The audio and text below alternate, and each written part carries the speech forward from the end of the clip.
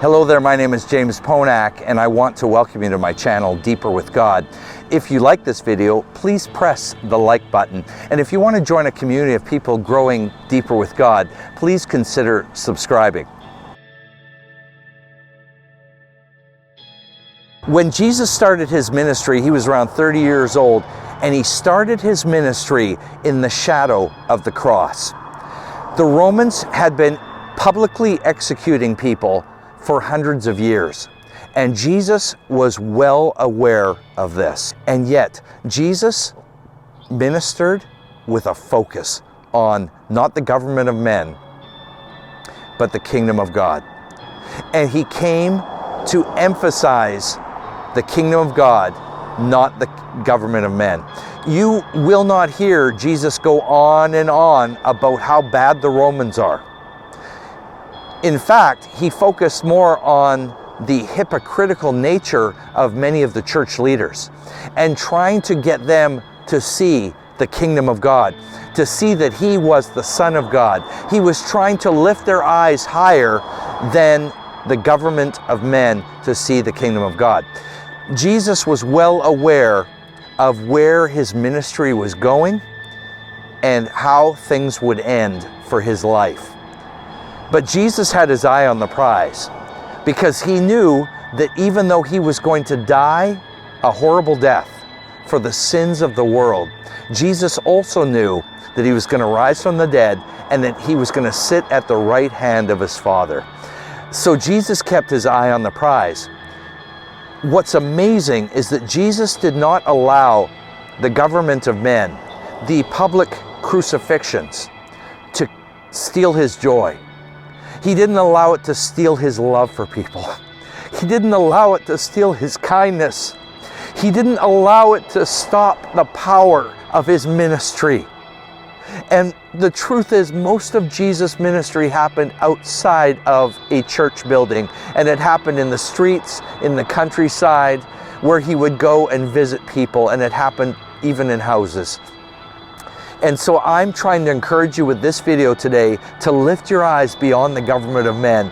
You know, it's very easy to be frustrated with people, but let's get our eyes for a moment off of people and on God and what God is doing. Pastor Lauren Lewick used to say, people are not the enemy. We have an enemy, we know who he is, and he's trying to rally people to his cause, to crush the church, to crush people, to crush Christians.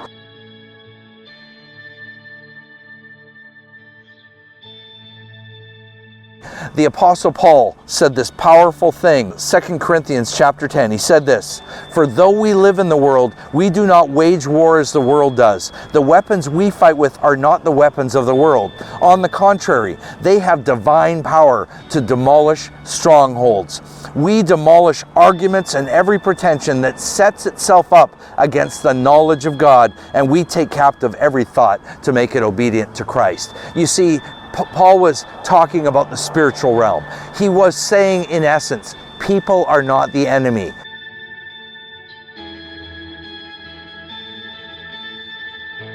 We have weapons, and those weapons are not posting on Facebook how horrible the government is, or complaining, grumbling. Those are not our weapons. Our weapons are prayer. Our weapons are worship. This is how we fight our battles, right, church?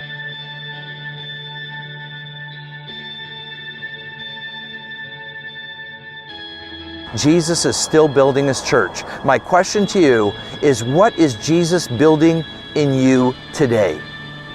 Because Jesus does not take a rest. He never sleeps, he never slumbers.